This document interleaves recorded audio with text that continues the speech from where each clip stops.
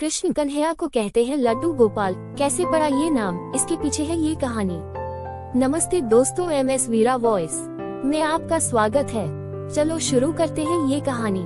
ब्रज भूमि में बहुत समय पहले श्री कृष्ण के परम भक्त रहते थे, कुंभदास जी। उनका एक पुत्र था रघुनंदन। कुंभदास जी के पास बांसुरी बजाते हुए श्री कृष्ण जी का एक विग्रह था। वे हर समय प्रभु भक्ति में लीन रहते और पूरे नियम से श्री कृष्ण की सेवा करते।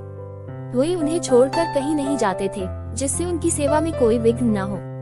एक दिन वृंदावन से उनके लिए भागवत कथा करने का न्योता आया। पहले तो उन्होंने मना किया, परंतु लोगों के जोर देने पर वे जाने के लिए तैयार हो गए कि भगवान की सेवा की तैयारी करके वे कथा करके रोज वापस लौट आया करेंगे। वह भगवान का सेवा नियम भी नहीं छूटेगा।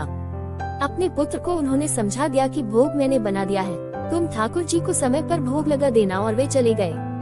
रघुनंदन ने भोजन की थाली ठाकुर जी के सामने रखी और सरल मन से आग्रह किया कि ठाकुर जी आओ, भोग लगाओ।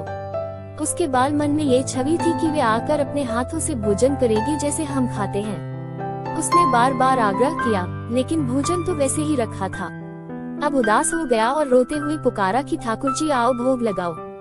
ठाकुर जी ने बालक का रूप धारण किया और भोजन करने बैठ गए और रघुनंदन भी प्रसन्न हो गया। रात को कुंभदास जी ने लौटकर पूछा कि भोग लगाया था बेटा? तो रघुनंदन ने कहा हाँ।